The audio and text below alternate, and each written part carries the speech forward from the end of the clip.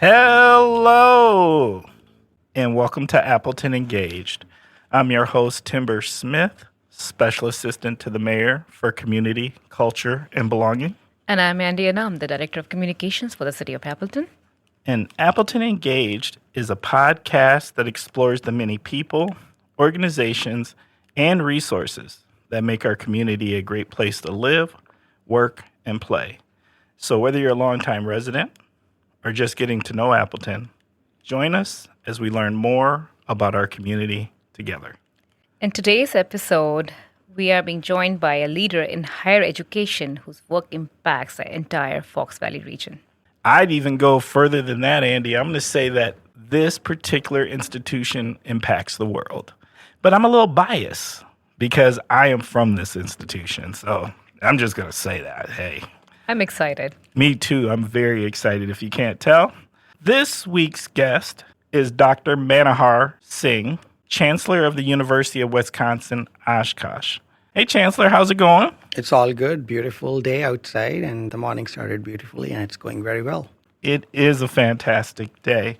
Would you please take a moment and tell us a little something about yourself and your association with Appleton and the Fox Cities region? I am Manohar Singh. I'm currently, since July 1, the Chancellor of the university, and I live in Oshkosh, but I have been around many different places within the United States. Right now, Oshkosh is a home. Well, we are glad that you've decided to make Oshkosh your home, and welcome to the region. At this time, would you mind telling us a little bit about your resource, UWO? University of Wisconsin Oshkosh is certainly an anchor institution within the Oshkosh and larger Fox Valley community. It's not just an educational institution. It certainly is a place where the communities come together, they learn together, there's discourse, there is discussion about living together in harmony, there is discussion about learning about, there is discovery about how to make our communities not only prosperous, but also how to push the limits of discovery and how to see where the world, the research, the teaching, the learning is going, whether it is sociocultural, whether it is economic, technological, scientific, healthcare.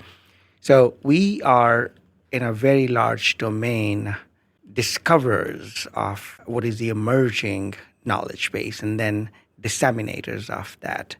In addition, University of Wisconsin Oshkosh is a rich cultural resource. It is not just an academic institution. We have, beyond research sharing with the community, we have cultural resources. We have music and art department. We have art galleries. We have very beautiful grounds where we welcome community. We have athletic facilities where high school students, elementary school students come and join summer athletic camps. We have exhibitions and music concerts and theater performances that keep us as a resource for the community. The faculty that we have and the staff that we have are so dedicated. They belong to the community. So it is a two-way street in which we get enriched and supported by the community.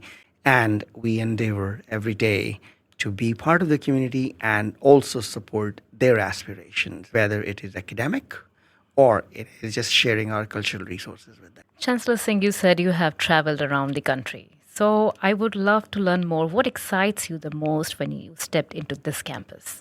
The humans of Oshkosh.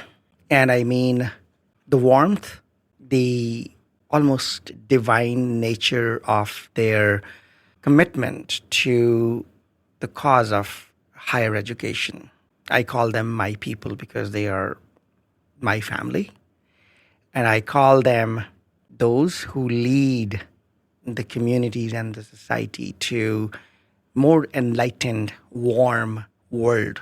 As I believe in human beings as just microcosm of a universe, and communities are replica of larger universe. And I think what I have found in this community is not only just the geographic spaces, the rivers and the lakes, and the beautiful sunsets and sunrises, but also the spirit and the physical manifestation of that spirit of positivity and kindness. And that is typical of Midwest. Very warm, very welcoming, very, very genuinely caring and affectionate. So that's probably for me like a homecoming, because in 1995, when I landed in St. Louis to start my doctoral program at Southern Illinois in Carbondale, the very first step was at the airport, a very welcoming change for me where I could see being helped.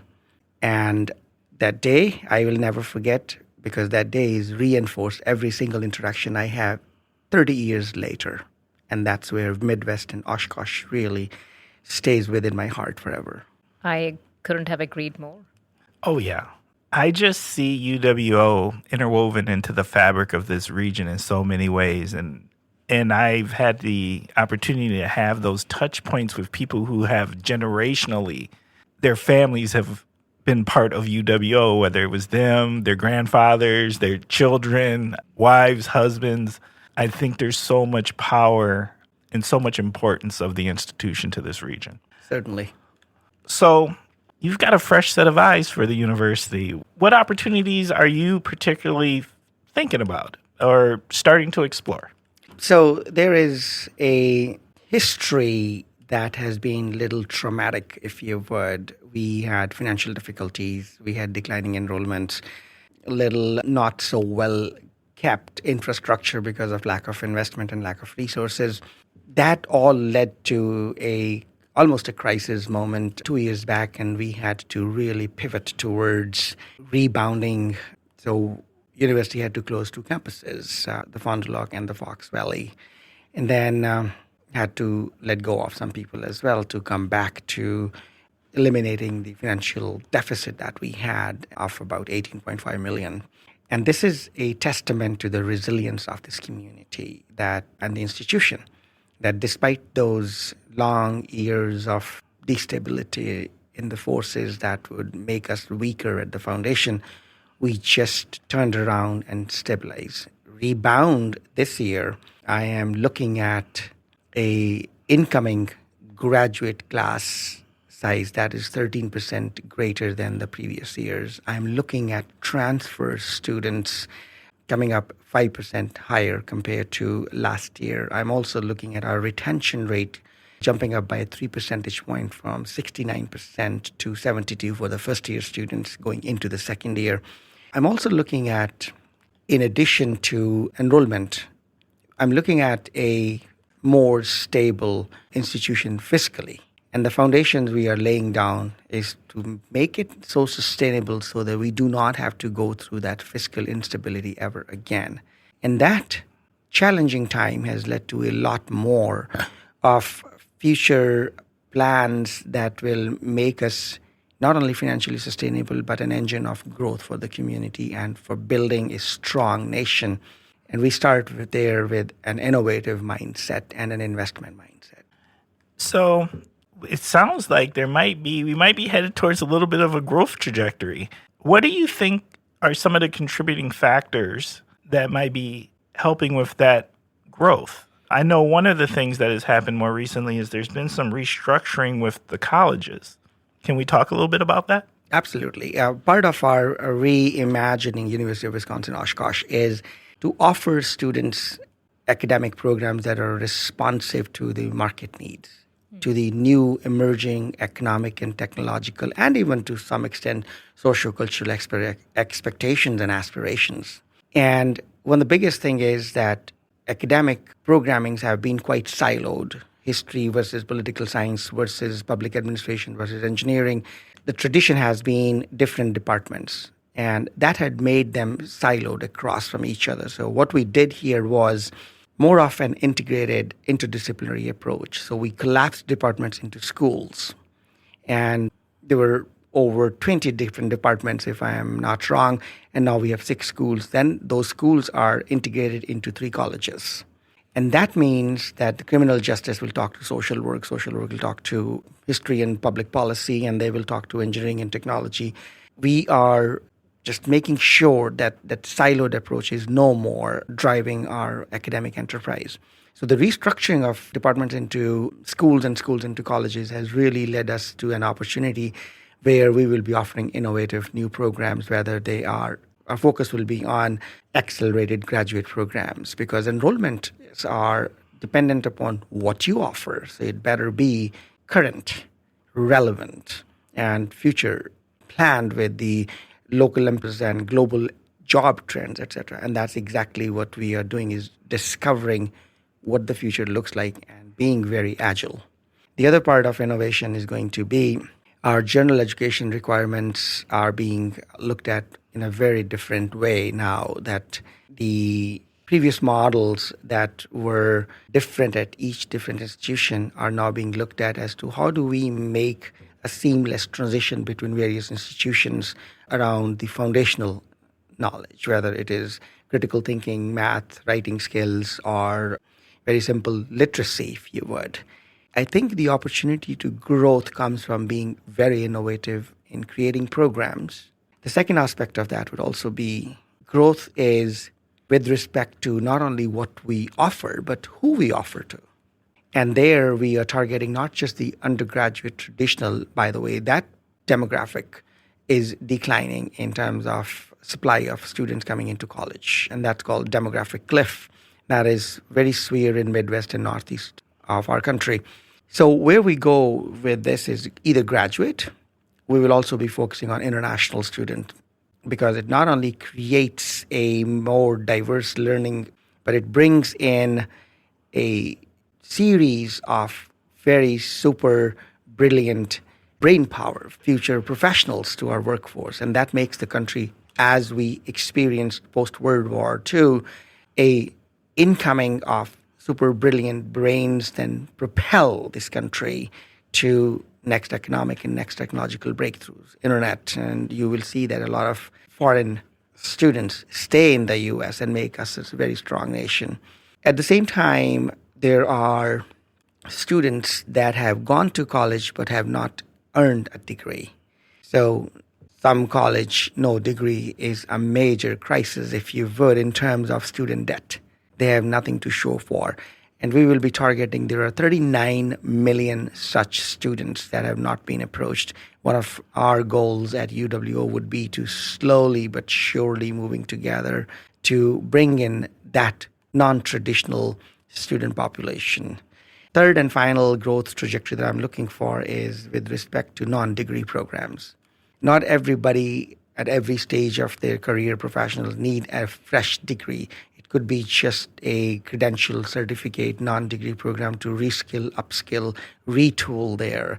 Especially so true right now because artificial intelligence is changing job contents and it's changing the pace of change in terms of, so you have to be ahead of the curve rather than waiting for a trend to catch up so that you can just shift. No, there is better be proactive because the change is swift and change is at time revolutionary, if you would, in terms of old paradigms. So I think university is at the forefront, and I'm very proud of my faculty colleagues and my staff colleagues who want to be the definers of future talent and creators of future talent, so that Wisconsin businesses, Wisconsin rural areas, farming industry, they know exactly what they are up to in upcoming changes, and they're ready to leading that change. And that's what the university's role is going to be. I think, Chancellor Singh, you have actually touched upon many, many great points, and especially a trajectory. I am hearing interdisciplinary approach to create an ecosystem where departments learn from each other and thrive in a community. And of course, bringing the foreign students in and tapping their brilliance, and of course, creating a environment where different perspectives and different backgrounds actually strengthens the academia. So what we are thinking from the perspective of the local needs of the workforce, there are some certain industries which are very local to the Fox Valley region. So are you talking to their leaders and trying to understand exactly where the gap is and what all other courses or gap courses you can introduce to the students which can help the local workforce and local economy?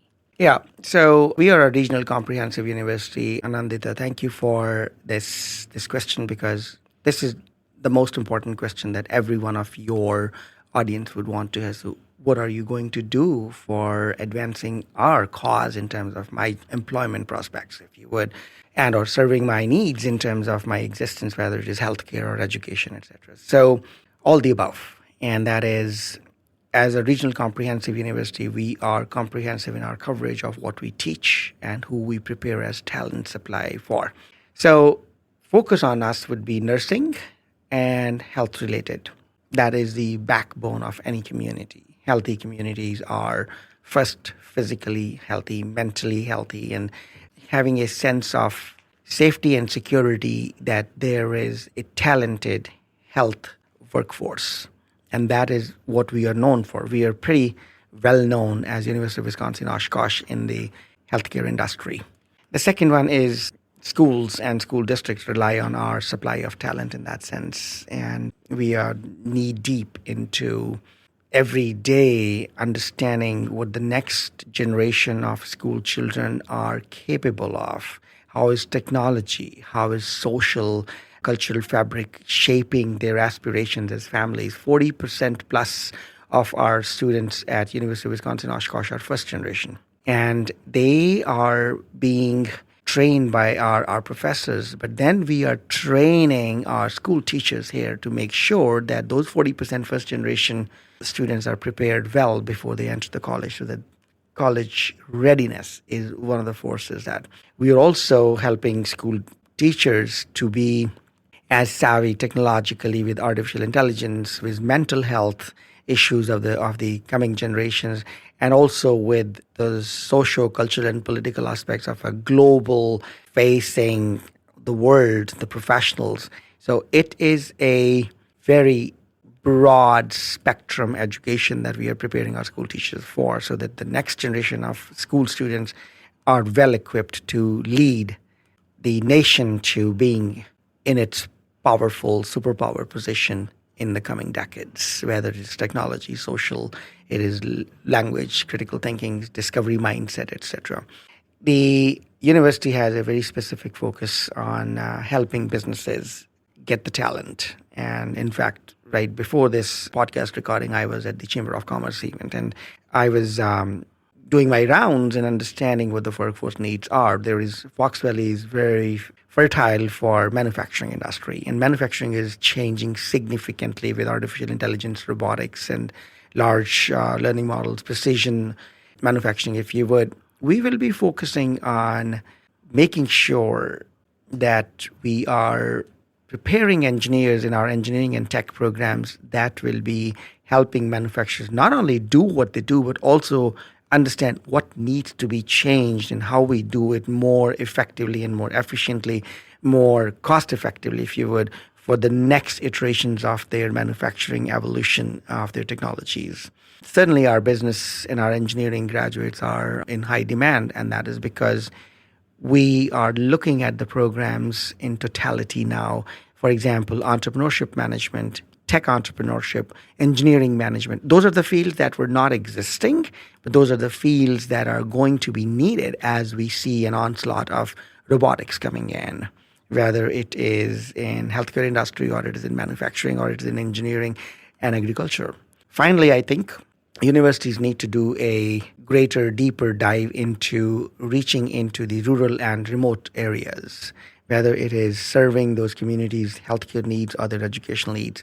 And that is going to be part of our strategic plan that we are, as we speak, in the process of launching the process. So that right now our strategic plan is 2 years old, but given the new reality of having closed a few campuses, etc., we want to create a new plan which will be effective fall of 26. And this year we are going to start the process of a very inclusive plan.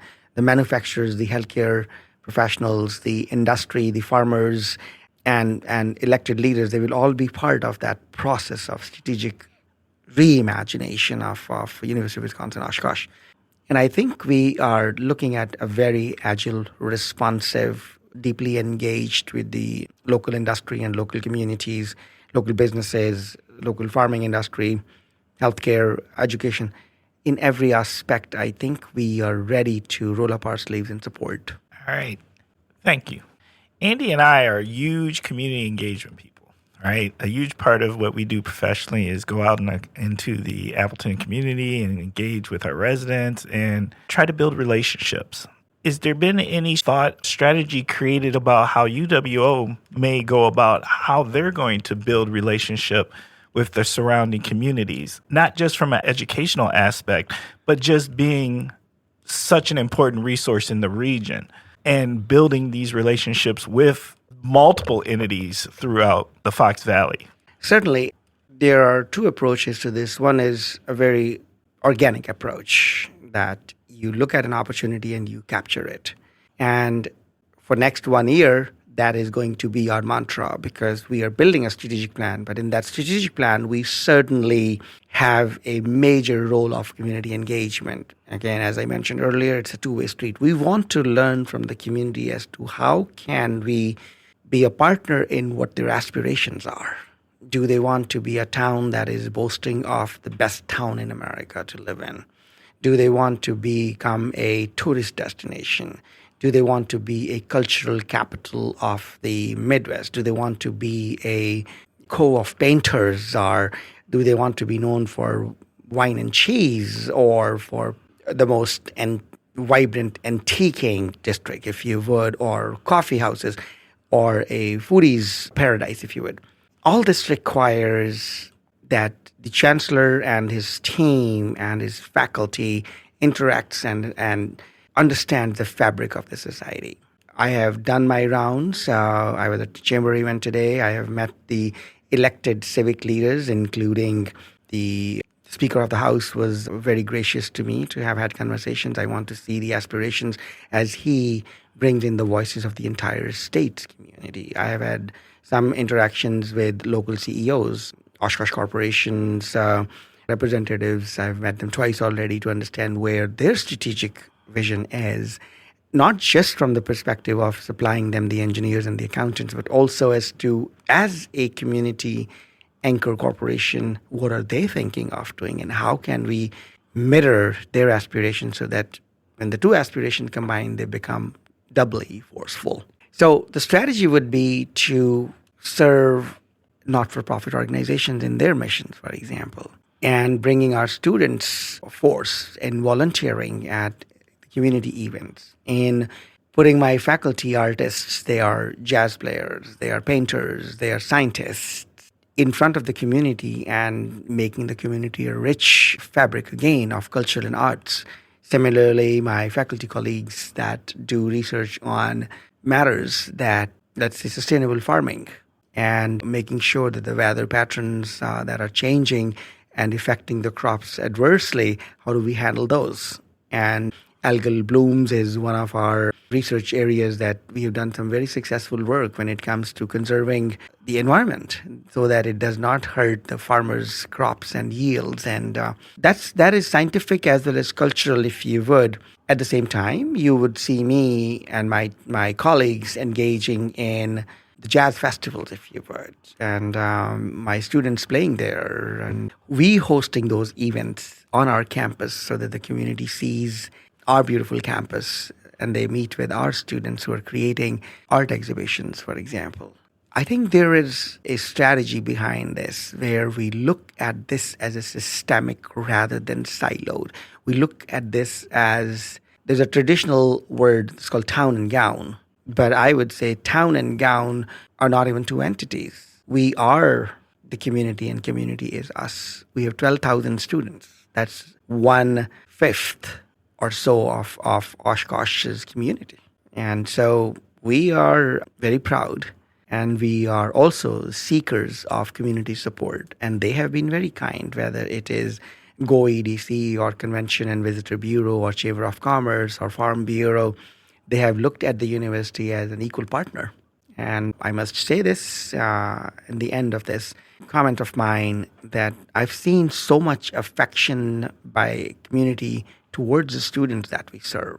I think it combines us together into a very divine cause. We are looking at next generations, bringing in the best potential in our children who will then serve this nation. And I think we find a mission centricity in a very unified way. Now, I would really love to roll two questions together and blend into one, because you're really touching many points in such a natural way that they're all interconnected. So, if you have to share a story that will help our listeners to understand the role of higher education in the community and what our community can in return do to help champion this beautiful interconnectedness of the community and the college? I always see myself as a dot in big universe, almost like an atom, not visible to naked eye. But I see myself as very powerful human existence, surrounded by, if you would imagine, a series of concentric circles. First circle would be my family, second outer circle would be my community, third would be my nation, fourth would be the entire global humanity, and the fifth would be the universe that we know. In combination, I think at the core is the education, where as an individual, am I open-minded? Am I open-hearted? Is my soul feeling all those concentric circles and the people that exist in there, or the elements that exist in there? And I think role of education is in opening your hearts, opening your minds, enriching your intellect, and then embracing everybody into being one. That's what education does. Of course, on a practical day-to-day, making our life more materialistically comfortable, the scientific discoveries, the energy, the light bulbs and the telephones and the airplanes and food productivity going up in the farms, those discoveries are tools, means towards a human existence. And education supports human existence in a more harmonious, peaceful way by giving those tools and giving the means to live an enriched life. Once those needs are met using higher education, whether it is medical discoveries, whether it is food, whether it is pure air, or whether it's electricity, whether it is transportation, social media. But at the end of the day, I think what education does is creates a basic fabric of unity through understanding. Look at liberal arts and humanities education, where we understand the philosophy, the religion, the cultures that bind us together, the history as to how we evolved into the law, the why do we exist as a society, the sociology part of it, the anthropology. It is such a fascinating way to learn about each other and be one.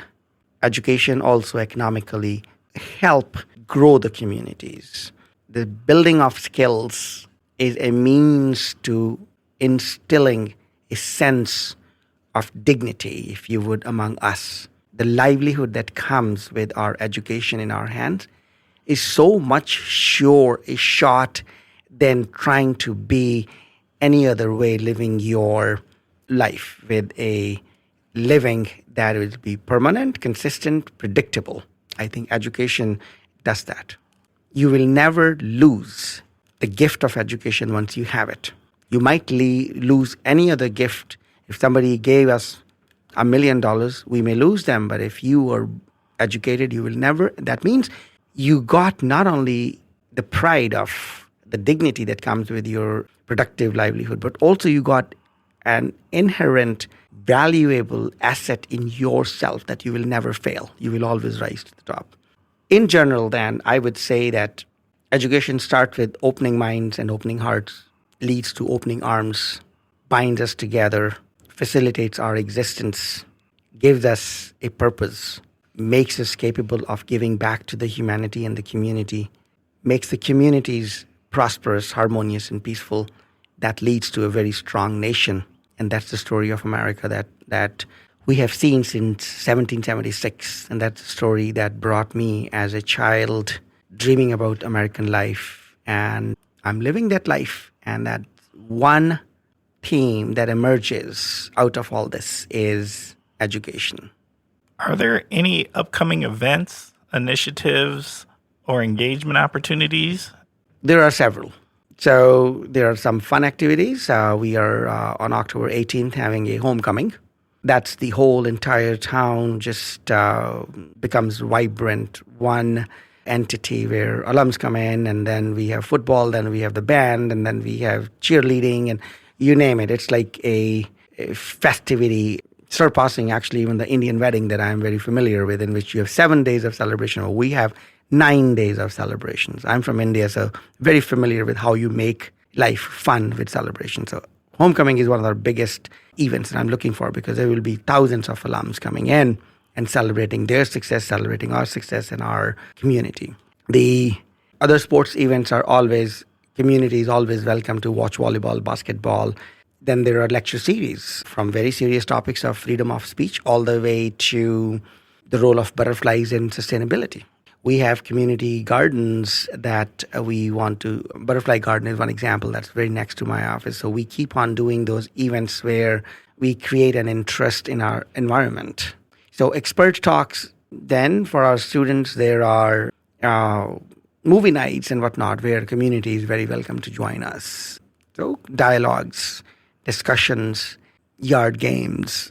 Our library, by the way, is going to be rebuilt. It's an old building right now. We got, thanks to elected leadership and our system leadership, we were able to secure some funding to make this a new, modern, futuristic. And that library, not many people may know, is not university's library. It is a community's library. Doors are open, everyone, I repeat, everyone, without any fee, without any limits, can come in, spend as much time as long as the doors are open. You're very welcome. So that's a big resource. And there will be in the modern library less books and more spaces to interactively engage with each other, with the computers, with the remote access to the rest of the world, if you would. And I believe there is a calendar of events on uwash.edu. That's our webpage. And a just simple visit would give us a calendar of events coming up.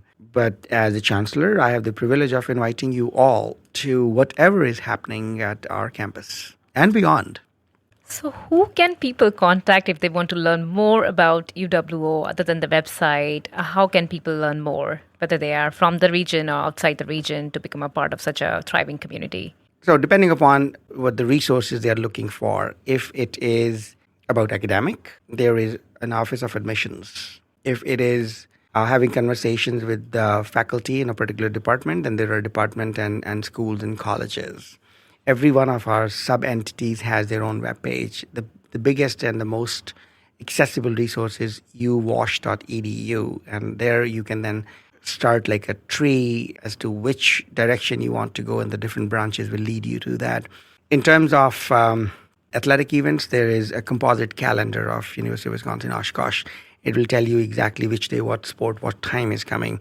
There is also an events calendar on uwash.edu, and the events will be from a jazz concert to a student lecture or an expert coming in, or a football game, including movie nights and whatnot. But if you just want to hear about the history of the university, library is still open and functional. We have resources there. And just Googling as to what your interest is and putting UWash next to it will tell you exactly where you want to land up to get into the area that interests you. But in general, I'm going to say it out loud. Chancellor's office at University of Wisconsin Oshkosh is not a bad place to start up. We will love to hear from you, whether you're a student or a parent or just a curious community member.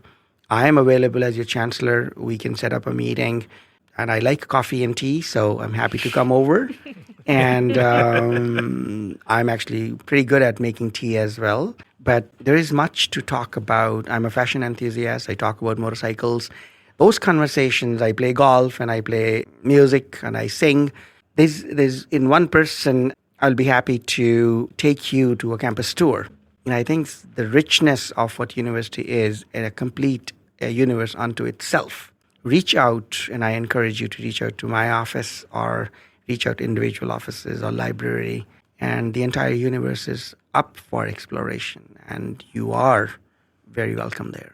I can't stress that enough. I really do believe the university is one of those hidden gems. And if you've never had an opportunity to set foot on the campus and walk around, it is gorgeous right there on the Fox River. Well, at this time, I want to ask, is there any additional information that you feel is important to share with our Appleton Engaged listeners that maybe we didn't ask a question about? I think I am guilty of not answering a question as it was asked. Probably my answer was different than what the question was. And Andy asked a question about a story. And I would say this is my moment to tell you a story. And that relates to your question as to what is the role of education. And the story is I'm seventh of the seven brothers born to refugee parents from Pakistan when 1947 they divided the country into two. We were Sikhs by religion, and mom and dad decided to move to India. And we were seven brothers. 1947 to 1965 was probably the toughest time for my mom and dad. I was born in 1965, so I did not go through the hardships and the trauma that comes with partition. Given that mom and dad never went to school, we are first generation. And I'm proud to be telling the world that it was my mom and dad's faith in education that I'm able to be calling myself a chancellor. In addition to me, the transformation that education did to my family, my brothers, two of my brothers retired as state Supreme Court justices back in Indian state of Himachal Pradesh and Punjab. And me and my brothers were with Indian Civil Services. And then three other brothers were very high-ranking finance and banking officials within India, some state, some private. The point being, my story is a story of dreaming, and my story is a story of tenacity and resilience. And my story is a story of a very powerful mom leading a family from abject poverty all the way to actually impacting the world all over. Not just the town, not just the community. When I sign some papers as chancellor, the impact can be felt far flung into Malaysia, Indonesia, and the Saudi Arabias of the world. And that's the power of education. And I cannot stress it any more than saying, if you want to talk about education, come and have a cup of coffee with me, and we can see how much blessed I feel having had that opportunity and how much responsibility I feel in the remaining years of my life to give that gift to as many, so that when I go back to my mom, who's not here in this world, I can proudly stand before her and say, Mom, your sacrifices have been paid to the extent a human being can. I think that's very moving. And I think you have that responsibility on your shoulders to share that opportunity with so many of our students and how they can see the transforming capacity of education. I'm blessed. So now is the time to shout out. So who do you want to give a shout out to? Mom first and dad second. My six brothers that have been just like mom and dad combined. They have been the reason. They say charity begins at home, so I must be charitable to my own wife. That's my home. I would not be breathing if it was not for her. She has been the bedrock of the family. And then certainly I've learned more from my two children. Simran Singh is my daughter, who's doing her doctorate at Columbia University, and she taught me how to be a better, more aware of surroundings, cultures, and gender biases, if you would. And as a chancellor, I have learned so much from her lens in terms of me conducting myself as an equitable, fair leader. And then my North Star is my son, who is pursuing his doctorate at Harvard University, just started this year. And he has been my friend, philosopher, and guide in terms of how do we tackle the complexities of world and what should be the direction we should be heading as providers of education. My mentors, my professors, my teachers from elementary school, all the way, I would say, to my PhD advisor. I cannot count how many people have contributed to my very essence of my existence. In this community, in Oshkosh and state of Wisconsin, I must say that I'm in deep gratitude to the Board of Regents and the Universities of Wisconsin leadership for giving me this opportunity to proudly say I am the Chancellor of University of Wisconsin-Oshkosh. It does come with a solemn sense of responsibility that I would otherwise not have an opportunity to feel and deliver on. And then thanks to the Oshkosh community to embrace me as one among them all, whether it is Chamber of Commerce or Rob Clement in that sense, and Amy Albright from CVB. I have so many names that I can count here, but several of my colleagues, faculty colleagues, and staff colleagues here, and tremendous love I have received from students of University of Wisconsin. I think every breath I take is with deep gratitude, and I cannot thank enough all these collective humans of Oshkosh, if you would, that I call my family now. Well, at this time, Chancellor Singh, we want to say thank you to you. Appleton Engaged listeners, at this time, we're going to start wrapping up this episode. Thank you for spending time with us. Thank you for giving us your minds and ears. Thank you for caring about another amazing resource in our region, helping to make the region a better place, a place that is going to make us more educated, open more doors, provide more opportunities. This was a fascinating conversation, and I really appreciate the Chancellor making time to spend here on Appleton Engage and sharing the future vision of the university. Appleton Engage listeners, you already know what our goal is. Our goal is to become the #1 podcast in Northeast Wisconsin, and we can't do that without your assistance. What does that look like? Well, a couple of things you could do. As you listen to this episode and you're thinking, hey, Timber, I wish you would have asked a question like this. Please feel free to reach out to us. You're probably also listening and saying, hey, I got an idea who else should be a guest. Or maybe you're saying, I want to be a guest here on Appleton Engaged. Well, guess what? Just reach out to us and let us know. And you can reach out to us at belonging@appletonwi.gov. Once again, that is belonging@appletonwi.gov. Also, we believe here that a community that is informed is a stronger community and a community where belonging can grow. And part of that is trying to get more eyes and ears to listen to this podcast so they can learn more about the resources in the region, including this particular resource known as Appleton Engage. So what I need you to do is help us with our analytics. And that sounds like this. As you are listening to this and you see a button that says subscribe, press it. If you see 5 stars, press those. And if you see the opportunity to write a review, go ahead and give us that review. These are all things that increase our analytics. And the better our analytics, the more people learn about this amazing resource known as the Appleton Engaged podcast. As just Timber mentioned, this was a wonderful discussion. So thank you so much, Chancellor Singh, for making the time and speaking to us. Today's conversation reminds us that higher education is not about just classrooms, but it's way beyond that. It's making the right impact in the community. So I hope, listeners, you will learn more about UWO and the wonderful work they continue to do in the community and the various ways they impact the community. With that said, until next time, stay thoughtful, stay curious, and stay engaged.